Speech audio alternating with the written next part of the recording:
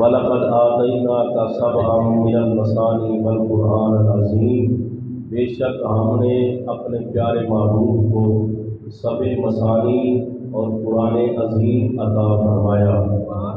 ایک اور مقام پر فرمایا اِنَّكَ لَعَلَىٰ خُلُقٍ عَظِيمٍ، بے شک پیارے محبوب صلی اللہ علیہ وآلہ وسلم خلق عظیم پر فائز ہیں۔ ایک اور مقام پر فرمایا وَنُنَزِّلُ مِنَ الْقُرْآنِ مَا هُوَ شِفَاءٌ وَرَحْمَةٌ لِّلْمُؤْمِنِينَ، یہ جو قرآن ہے یہ مومنین کے لیے شفاء اور رحمت بن کے نازل ہوا۔ پھر اللہ نے فرمایا رحمۃ للذین آمنوا منکم، فرمایا مصطفیٰ کریم کو اللہ نے ایمان والوں کے لیے رحمت بنا کر بھیجا۔ قرآن مجید فرقان حمید کے یہ جتنے مقام ہیں، ان مقام جو میں نے عرض تلاوت کی ہیں، اللہ فرماتا ہے کہ قرآن جو ہے وہ اللہ کی طرف سے نور بن کے آیا۔ محبت سے کہہ لیں سبحان اللہ۔ قرآن اللہ کی طرف سے نور بن کے آیا، اور پھر صاحب قرآن کے بارے میں فرمایا کہ صاحب قرآن بھی اللہ کی طرف سے نور بن کے آیا۔ قرآن اللہ کی طرف سے کریم بن کے آیا، صاحب قرآن بھی کریم بن کے آیا۔ قرآن اللہ کی طرف سے رحمت بن کے آیا، صاحب قرآن بھی اللہ کی طرف سے رحمت بن کے آیا۔ قرآن اللہ کی طرف سے عظیم بن کے آیا، صاحب قرآن بھی اللہ کی طرف سے عظیم بن کے آیا۔ قرآن اللہ کی طرف سے شفا بن کے آیا، اور صاحب قرآن بھی اللہ کی طرف سے شفا بن کے آیا۔ حضرات محترم، جن جن حضرات نے قرآن مجید سے محبت کی، محبت کے ساتھ اس کو پڑھا، وہ دنیا میں بھی کامیاب ہے اور آخرت میں بھی کامیاب ہے۔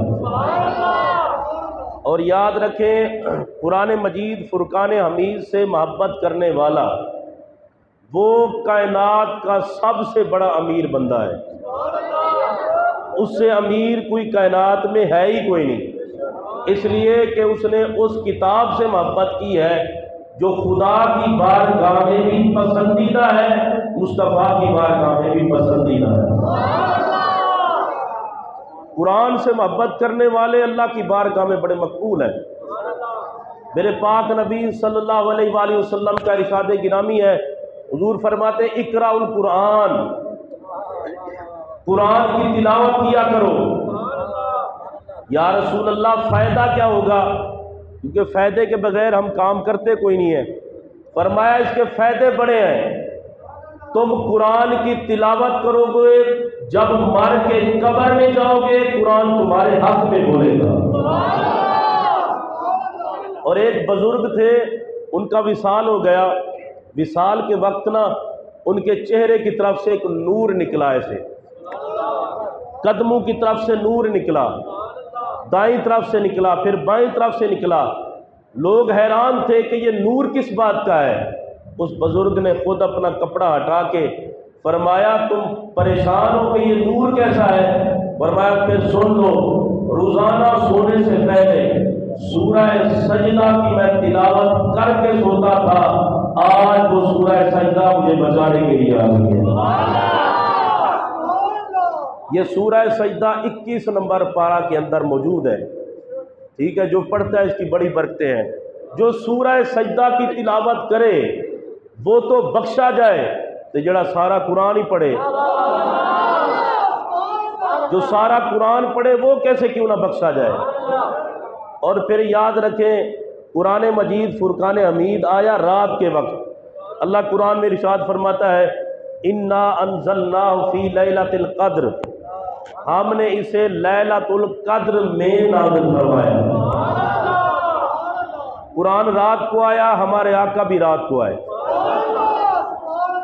یمن کے اندر ایک شخص رہتا تھا، یمن میں، جس رات میرے پاک نبی کی ولادت ہوئی، وہ شخص تھا بتوں کا پجاری۔ سرکار کی ولادت ہوئی، اس بندے کی آنکھوں سے پردہ اللہ نے ہٹایا اور ایسا منظر دکھایا، اس کی دنیا بدل گئی۔ نام اس کا عامر تھا، یمن میں رہنے والا تھا۔ سرکار کی ولادت کی رات اس نے دیکھا، جب اللہ نے اسے دکھایا آسمان کے دروازے کھل گئے، آسمان سے ملائکہ کی قطاریں لگی ہوئی ہیں زمین پر آ رہے ہیں۔ اس نے یہ منظر دیکھا، بڑا پریشان ہوا، ابھی اسی پریشانی کے عالم میں تھا، اس کے سامنے جو اس کا بت لگا ہوا تھا وہ بھی نیچے گرا اور بت سے آواز آئی، بولتا نبی صلی اللہ علیہ وسلم۔ بت سے آواز آ رہی تھی، محمد عربی آ گئے۔ اب اس نے جب یہ بات سنی اور پریشان ہو گیا اور اپنی بیوی سے کہنے لگا، کیا تو نے یہ بات سنی ہے جو میں نے سنی ہے؟ اس نے کہا، ہاں جی میں نے بھی سنی ہے۔ اب یہ گفتگو ہو رہی تھی، اس کی بیوی نے کہا، ذرا یہ تو پتہ کرو کہ یہ بچہ ہے کون جس کی ولادت ہوئی، اس کا نام کیا ہے اور کہاں پیدا ہوا ہے؟ کہتے ہیں کہ میں سوچ رہا تھا، غیب سے آواز آئی، نام اس کا محمد ہے، ولادت اس کی مکے میں ہوئی ہے۔ وہ یمن میں رہنے والا شخص کہتا ہے میں پھر اور خوش ہو گیا، کہتا ہے میری بیٹی تھی اپاہج، پاؤں سے چل نہیں سکتی، ہاتھوں سے پکڑ نہیں سکتی، نہ ہاتھ کام کرنے جوگے نہ پاؤں کام کرنے جوگے۔ وہ کہتے ہیں کہ میں دیکھ رہا تھا، میری بیٹی نے جب یہ منظر دیکھا ہاتھ اٹھا کے کہے، یا اللہ تجھے اس ہستی کا واسطہ جس کی ولادت مکے میں ہوئی ہے، مجھے صحت و تندرستی عطا فرما۔ وہ شخص کہتا ہے ابھی اس کی دعا مکمل نہیں ہوئی تھی، میری بیٹی کی اللہ نے ہاتھ بھی ٹھیک کر دیے، پاؤں بھی ٹھیک کر دیے۔ رسول اللہ علیہ الصلوۃ والسلام ابھی جلوہ گر ہوئے مکہ المکرمہ میں۔ اب وہ شخص جو میرے نبی کا نوکر تھا یمن سے وہاں چلا، اس نے کہا دیکھوں تو صحیح وہ بچہ ہے کیسا جس کے آنے سے اتنی رونقیں لگ گئی ہیں، پتہ نہیں جب وہ زندگی بسر کرے گا مکے میں تو پھر کتنی رونقیں لگیں گی۔ یمن سے وہ چلا، یمن سے مکہ المکرمہ میں آیا اور یہاں کر سیدہ آمنہ رضی اللہ تعالیٰ عنہ کا دروازہ کھٹکھٹایا، یہاں پہنچا اور حضرت عبد المطلب رضی اللہ تعالیٰ عنہ میرے نبی کے دادا جان باہر آئے، فرمایا کس سے ملنا ہے؟ کہنے لگا میں اس بچے کی زیارت کے لیے آیا ہوں جو بیٹا اللہ نے تمہیں عطا فرمایا ہے۔ حضرت عبد المطلب اپنے ہاتھوں پہ میرے نبی کو اٹھا کے آئے اور اس شخص نے جو یمن سے چل کے آیا تھا، سب سے پہلا یہ بندہ ہے، اس نے جب میرے نبی کے چہرے کو دیکھا، آقا کی زیارت کی، حضور کے قدموں پہ گرا اور قدموں پہ گر کے اپنی جان کا نذرانہ پیش کر دیا۔ علماء نے لکھا ہے کائنات کا سب سے بہترین اور پہلا شخص وہی یمن والا بندہ تھا جس نے محمد مصطفیٰ میں جان کا نذرانہ پیش کر دیا۔ میرے آقا علیہ الصلوۃ والسلام قرآن رات کو آیا تو آقا بھی رات کو آئے۔ اگلی بات سنیں، جہاں پر قرآن ہو وہاں فرشتے آتے ہیں اور جہاں پر میرے آقا ہو وہاں بھی فرشتے آتے ہیں۔ حضرت اسید ابن حضیر رضی اللہ تعالیٰ عنہ، آپ کہتے ہیں رات کا وقت تھا، قرآن کی میں تلاوت کر رہا تھا رات کے وقت،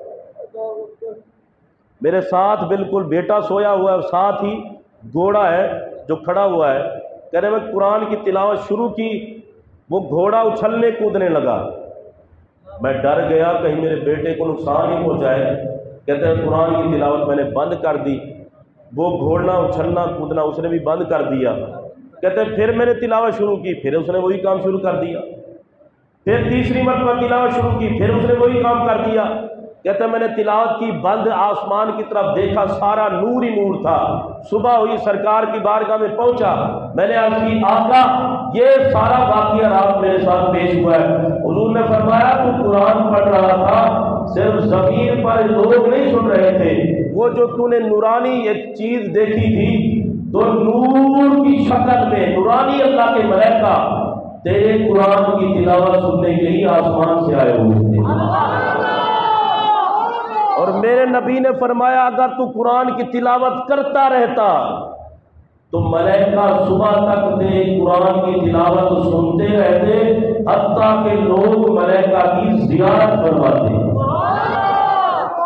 یعنی جو بندہ قرآن کی تلاوت کرے اللہ کے ملائکہ سنتے ہیں، اللہ کے ملائکہ سنتے ہیں۔ بھائی اپنے اپنے گھراں وچ برکت پان واسطے نا، برکت پان واسطے قرآن دی تلاوت کیتی کرو۔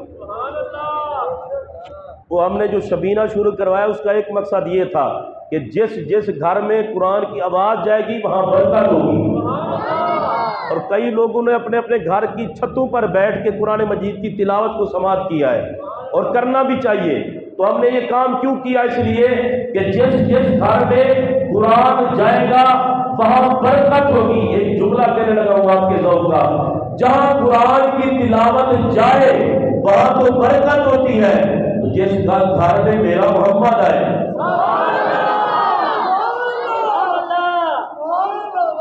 جہاں قرآن کی تلاوت جائے وہاں برکت آ جائے، وہاں سیدہ آمنہ تیرے مقدر کو سلام ہے، اور سیدہ حلیمہ تیرے مقدر کو سلام ہے کہ تمہارے گھر میں محمد عربی جلوہ گر ہوئے۔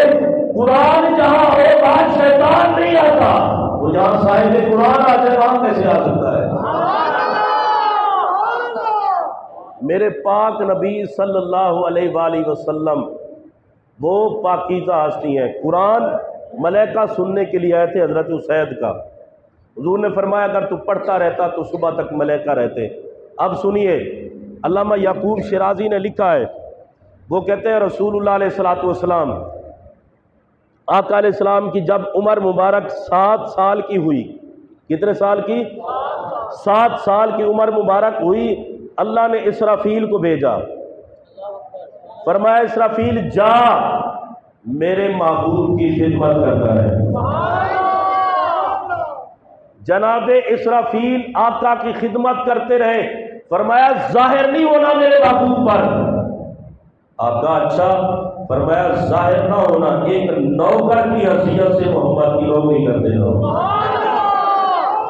7 سال کی عمر سے لے کر 11 سال کی عمر تک رسول اللہ کی نوکری کرتے رہے جناب اسرافیل۔ اور علامہ صاحب نے لکھا ہے جن کا میں نے ابھی نام لیا، وہ کہتے ہیں 7 سال سے 11 سال تک نوکری کی اسرافیل نے، اور 11 سال سے لے کر 27 سال تک نوکری کی جناب جبرائیل نے۔ 4 سال پورے جناب اسرافیل نوکری کرتے رہے، 16 سال پورے جناب جبرائیل میرے آقا کی خدمت کرتے رہے، نوکری کرتے رہے۔ جن کے خادموں میں اسرافیل اور جبرائیل ہو، خدا ہی جانتا ہے میرا محمد کتنا اونچا ہوگا۔ میرے پاک نبی کی نوکری کرتے رہے جناب اسرافیل 4 سال تک، اور پھر حضرت جبرائیل علیہ السلام 16 سال تک، 11 سے 27 سال تک جبرائیل نوکری کرتے رہے محمد عربی کی۔ کائنات کو پتہ چل جائے جہاں قرآن ہوتا ہے وہاں بھی فرشتے ہوتے ہیں، جہاں صاحب قرآن ہوتا ہے وہاں بھی اللہ کے ملائکہ ہوتے ہیں۔ میں عرض یہ کر رہا تھا، میرے آقا فرماتے اقرأ القرآن، قرآن کی تلاوت کرو، قرآن کی تلاوت کرو۔ یا رسول اللہ ملے گا کیا؟ فرمایا فَإِنَّهُ يَأْتِي يَوْمَ الْقِيَامَةِ شَفِيعًا، قیامت کا دن ہوگا، نفسا نفسی کا عالم ہوگا، ہر بندے کو اپنی اپنی پڑی ہوگی۔ فرمایا شفیعاً لِأَصْحَابِهِ، جو قرآن سے پیار کرتا ہوگا قرآن کہے گا یا اللہ اسے چھوڑ دے یہ میرا پیارا ہے۔ قیامت کے دن قرآن بھی شفاعت کرے گا اور ہمارے آقا بھی شفاعت کرے گا۔ آپ نے شاید پہلے سنا ہوگا کائنات میں بڑے بڑے لوگ آئے جنہوں نے قرآن مجید کی تلاوت کی، ان لوگوں میں سے 4 ہستیاں ایسی ہیں کہ جنہوں نے کعبۃ اللہ کے اندر جو کمرہ ہے اس میں جا کے قرآن مکمل پڑھا۔ آج کل بھی جو پروٹوکول والے لوگ ہیں خیر جاتے ہیں ادھر سعودی عرب تو وہ ان کو کعبے کے اندر کی زیارت کرواتے ہیں، ان کے ظاہر اور باطن سے اللہ واقف ہے، بہرحال ہم تو کچھ نہیں کہہ سکتے، لیکن وہ کعبے کے اندر جاتے ہیں۔ بڑی خوش قسمتی ہے بندے کی کعبے کے اندر جانا، جس کو کعبۃ اللہ کا طواف نصیب ہے وہ بڑا قسمت والا ہے، تو جڑا بندہ اندر ٹوٹ کے جائے پھر قرآن کی تلاوت کرے۔ 4 ہستیاں ایسی ہیں، کتنی؟ 4، جنہوں نے قرآن مجید فرقان حمید کو کعبے کے اندر جا کے تلاوت کیا، پورا مکمل پڑھا۔ ادھر میری طرف دیکھنا، 2 ہے صحابی اور 2 ہے تابی۔ صحابی اسے کہتے ہیں جس نے ایمان کی حالت میں مصطفیٰ کا دیدار کیا ہو، اور تابی اسے کہتے ہیں جسے ایمان کی حالت میں کسی صحابی کا دیدار کیا ہو۔ 2 صحابی ہیں، ان میں سے پہلے صحابی حضرت عثمان غنی رضی اللہ تعالیٰ عنہ، یہ میرے نبی کے وہ نوکر ہیں جنہوں نے سب کچھ اللہ رسول کی بارگاہ میں قربان کر دیا۔ اور آپ کا جب وصال ہو گیا، جنازے کو، آپ کی میت کو اٹھا کے جب جا رہے تھے، لوگ کہتے ہیں ہم نے پیچھے نا کسی کے قدموں کی آہٹ کو سنا، کہتے ہیں ہم ڈر گئے، چونکہ معاملہ ہی ایسا ہو چکا تھا آپ کو جب شہید کیا گیا کہ ڈر گئے کہیں کوئی دشمن حملہ نہ کر دے۔ کہتے ہیں ہم نے جنازہ رکھا اور جنازہ رکھ کے ہم سائڈ پہ ہونے لگے، آواز آئی، ڈرنے کی ضرورت نہیں ہے، ہم انسان نہیں ہیں، ہم اللہ کے بھیجے ہوئے پاک ملائکہ ہیں۔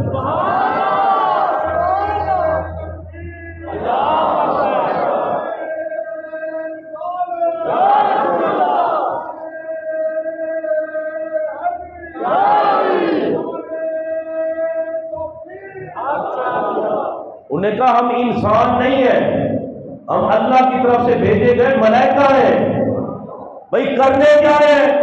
انہوں نے کہا ہم عثمان غنی کے جنازے میں شرکت کرنے کے لیے آئے ہیں۔ اتنا بڑا بندہ جناب عثمان غنی رضی اللہ تعالیٰ عنہ، آج جو میرے نبی کا نوکر جاتا ہے حضور کی بارگاہ میں سلام پیش کر کے، شیخین کی بارگاہ میں سلام پیش کر کے سیدھا جنت البقیع میں جاتا ہے، وہاں سیدہ زہرا کو سلام کرتا ہے، امام حسن کو سلام کرتا ہے، امام جعفر کو سلام کرتا ہے، امام باقر کو سلام کرتا ہے، خاندان نبوت کو سلام کر کے سیدھا اگر چلا جائے تو عثمان غنی آ جاتے ہیں۔ عثمان غنی کی قبر مبارک بالکل نمایاں ہے، اور باقاعدہ وہاں پر ایک کھڑا ہوا ہے پولیس والا عثمان غنی کی قبر کے اوپر، کہ کوئی بندہ جا کے کوئی ایسی ویسی حرکت نہ کرے، وہاں پہ ایک سپاہی کھڑا ہوا ہے۔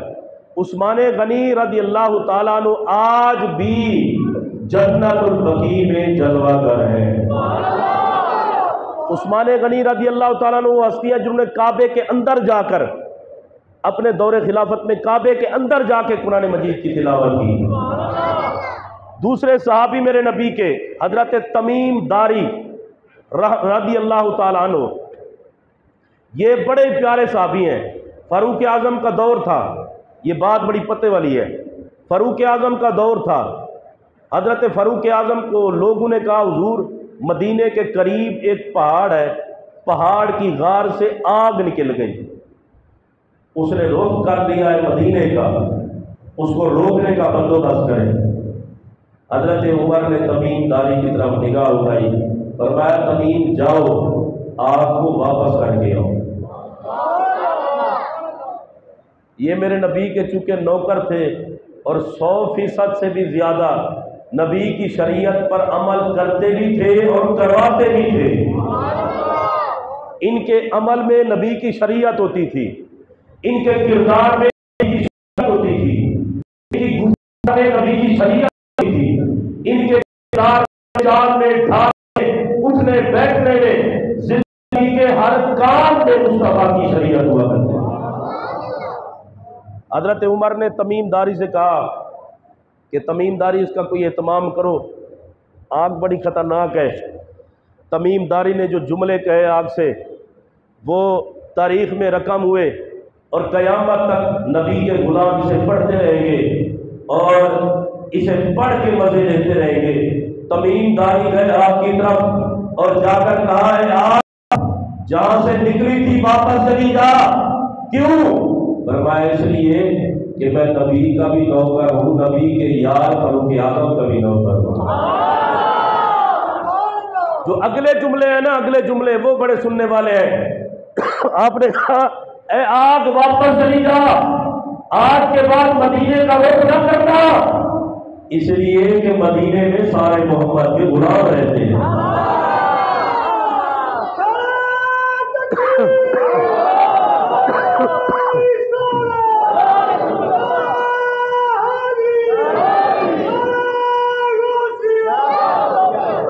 فرمایا مدینے میں مصطفیٰ کریم کے غلام رہتے ہیں، مدینے کا رخ نہ کرنا، واپس چلی جاؤ۔ اور اس وقت سے لے کر آج وہ آگ اس دن واپس گئی، پھر لگتا ہے قیامت تک واپس نہیں آئے گی۔ ان کے منہ سے یہ بات نکلنی تھی کہ اتنا اثر ہوا اس آگ پر، کیونکہ وہ رسول اللہ علیہ الصلوۃ والسلام کے سچے نوکر تھے۔ حضرت تمیم داری رضی اللہ تعالیٰ عنہ کعبے کے اندر داخل ہوئے، ایک ہی رکعت میں پورا پڑھ دیا۔ یہ دو صحابی ہیں جن کو اعزاز حاصل ہے کعبے کے اندر جا کے قرآن پڑھنے کا۔ اب دو رہ گئے تابعی، پہلے حضرت امام اعظم ابو حنیفہ رحمۃ اللہ تعالی علیہ، جن کے ہم سارے مقلد ہیں حنفی، اور امام اعظم ابو حنیفہ رحمۃ اللہ تعالی علیہ بڑے ہی برگزیدہ بندے ہیں، اللہ کی بارگاہ میں بڑا مقام ہے ان کا۔ حضرت امام اعظم ابو حنیفہ رحمۃ اللہ تعالی علیہ آخری حج کیا، اور جتنے کعبے کے وہ خدام تھے ان سے کہا جتنا میرا مال ہے آدھا رکھ لو، کعبے کی اندر جا کے مجھے زیارت کرنے دو۔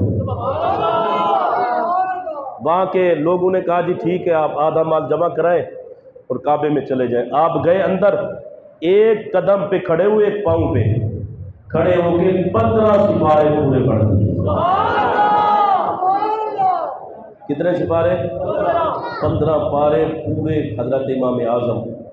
اور یہ وہ شخصیت ہے جو رمضان المبارک کے اندر رمضان المبارک کے اندر تقریباً 62 مرتبہ 62 مرتبہ قرآن مجید مکمل فرمایا کرتے ہیں۔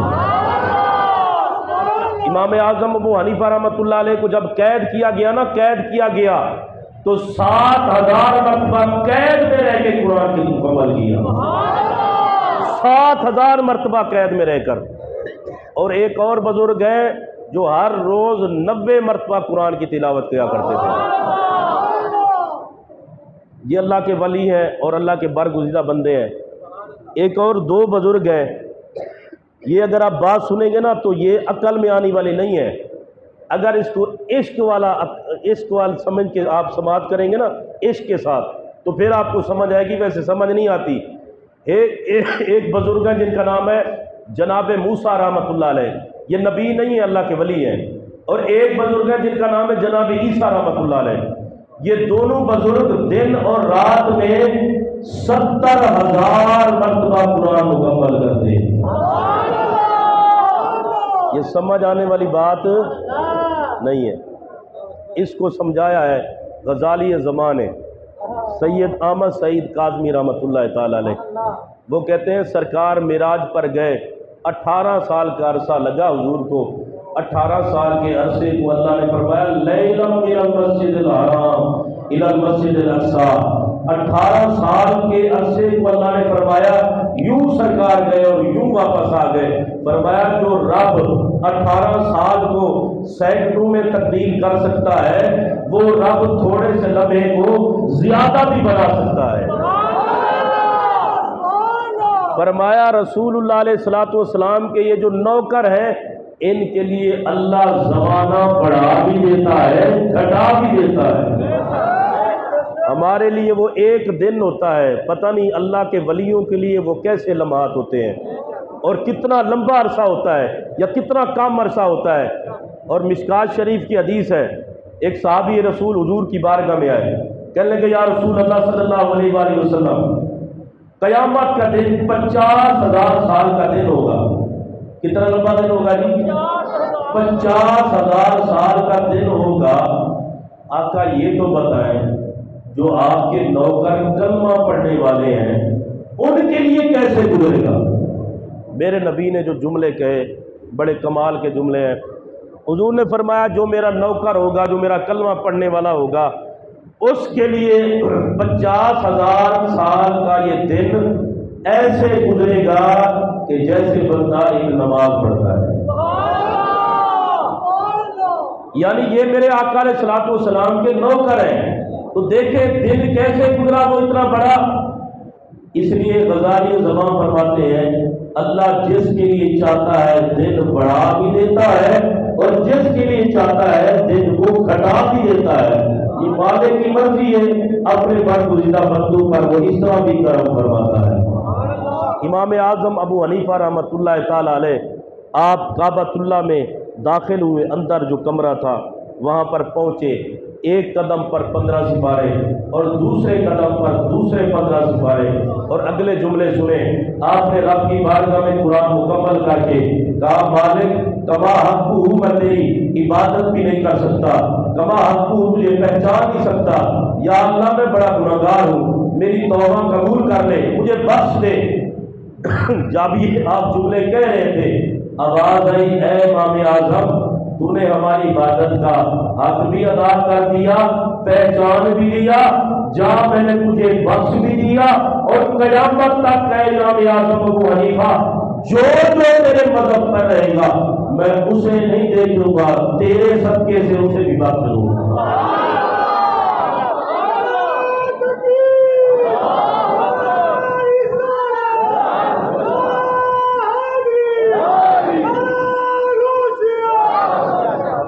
تو یہ تیسرا بندہ، تیسری شخصیت جنہوں نے کعبے کے اندر جا کے قرآن مجید مکمل کیا. چوتھے اور یہ بھی تابعی ہیں جن کا نام ہے حضرت سعید ابن جبیر رضی اللہ تعالی عنہ. یہ وہ برگزیدہ بندہ ہے جنہوں نے کعبۃ اللہ کے اندر جا کر پورا قرآن مکمل کیا. لو جی یہ چوتھی شخصیت. کعبے میں جا کے عبادت کر رہے تھے، قرآن پڑھتے، قرآن مکمل کر کے پھر آ جاتے. حجاج نے اپنے سپاہی بھیجے حضرت سعید ابن جبیر کو گرفتار کرنے کے لیے. وہ گرفتار کرنے کے لیے آپ عبادت کر رہے تھے. آپ نے فرمایا سب سے بڑا میرا رب ہے، پہلے میں اپنے رب کو سجدہ کر لوں گا جی بھر کے، مجھے میرے رب کو سجدہ کرنے دو، جی بھر کے سجدہ کرنے دو. سجدہ کروں گا، پھر نبی کی ذات پہ درود بھیجوں گا، پھر تمہارے ساتھ چلوں گا. یہ محبت ہے. حضرت سعید ابن جبیر رضی اللہ تعالیٰ عنہ آپ نے جی بھر کے اللہ کی بارگاہ میں سجدہ کیا. عبادت کرنے کے بعد حضرت سعید رضی اللہ تعالیٰ عنہ سرکار کی ذات پہ درود و سلام بھیجا. اس کے بعد سپاہیوں کے ساتھ چل پڑے. راستے میں پہنچے، رات کا وقت ہوا، ایک گرجا نظر آیا. گرجے میں ایک پادری رہتا تھا. وہ پادری باہر نکل کے آیا. اس نے کہا او لوگو اگر اپنے آپ کو بچانا چاہتے ہو آج کی رات میرے گرجے میں آ جاؤ، سارے بچ جاؤ گے. انہوں نے کہا وجہ کیا ہے؟ کہ رات کو شیر آتا ہے اور جو اسے ملے وہ اسے کھا جاتا ہے، چھوڑتا کسی کو نہیں ہے. حضرت سعید بن جبیر سنتے رہے. وہ سپاہی دوڑتے ہوئے گرجے میں چلے گئے. سعید ابن جبیر نے کہا میں تو نہیں جاؤں گا. وہ کہا پہلے میرے نبی کو مان، پہلے ہمارے رب کو مان. اسے کہا نہیں جی میرا تو گرجا ہے، بس یہی ہے میرا. حضرت سعید ابن جبیر نے کہا میں نہیں جاؤں گا، تم سارے جاتے ہو تو چلے جاؤ. انہوں نے کیا حضرت جی شیر نے بوٹی بوٹی کر دینی ہے؟ فرمایا تمہیں پتہ نہیں ہے میں بھی محمد کا غلام ہوں. ہم نے جس نبی کا کلمہ پڑھا ہے نا، ہم نے جس نبی کا کلمہ پڑھا ہے، انسان تو انسان، جانور بھی پہچانتے ہیں کہ یہ محمد کا غلام جا رہا ہے. ہم کوئی لبارش نہیں کہ شیر کی جرت نہیں کہ میری بوٹی بوٹی کرے. کہا تم سارے جاؤ گرجے میں تو یہیں رہ کر اپنے رب کو بھی مناؤں گا، اپنے رسول کو بھی مناؤں گا. وہ سارے گرجے میں چلے گئے ڈر کے مارے. انہوں نے کہا یوں دو جی اسے ادھر ہی رہنے دو. رات کا وقت ہوا، شیر آ گیا. سارے دیکھ رہے تھے، وہ پادری بھی دیکھ رہا تھا. اس نے کہا ابھی اس کا کام ہو گیا، ابھی کام ہو گیا. سپاہیوں نے سوچا کہ ہم اسے لینے آئے تھے، اب حجاج کو جواب کیا دیں گے، اس کی تو بوٹی بوٹی ہو جائے گی. انہوں نے کہا اس کا کام ہو گیا. شیر آیا، اس نے کیا کہنا تھا نبی کے غلام کو، قدموں میں گرا اور قدموں کو چومنا شروع کر دیا. حضرت سعید ابن جبیر کے اس نے قدم چومے اور شیر نے قدم چوم کے بتایا اگرچہ میں اشرف المخلوقات میں نہیں ہوں لیکن اتنا بھی چول نہیں ہوں کہ محمد کے غلام کو نہ پہچانوں. میرا سوال یہ ہے وہ جانور درندہ جو ہر چیز کو کھا جائے اسے تو پتا ہے یہ محمد کا غلام ہے. جو درندے محمد کے غلام کو اتنا پہچانتے ہیں وہ میرے محمد کو کتنا پہچانتے ہوں گے.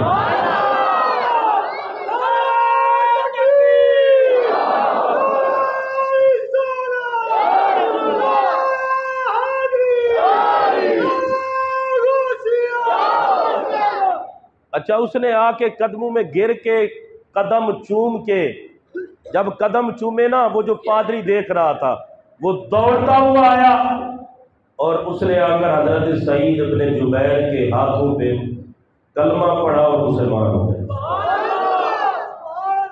لیکن سپاہی چونکہ بھیجے ہوئے تھے حجاج کے انہوں نے آ کے اگرچہ قدم اور پیر اور ہاتھ چومے حضرت سعید کے لیکن انہوں نے پکڑا حضرت سعید ابن جبیر کو حجاج کے پاس لے گئے اور حجاج نے حضرت سعید کا سر تن سے جدا کیا.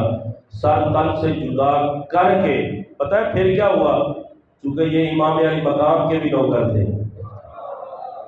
حسین پاک کے بھی نوکر تھے.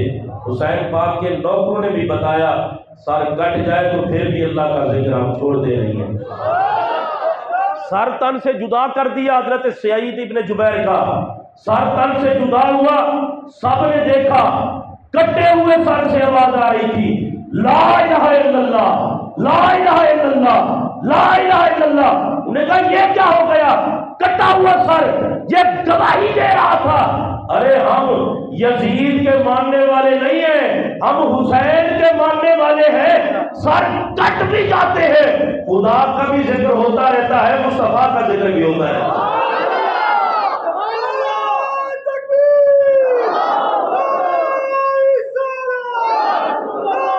میرے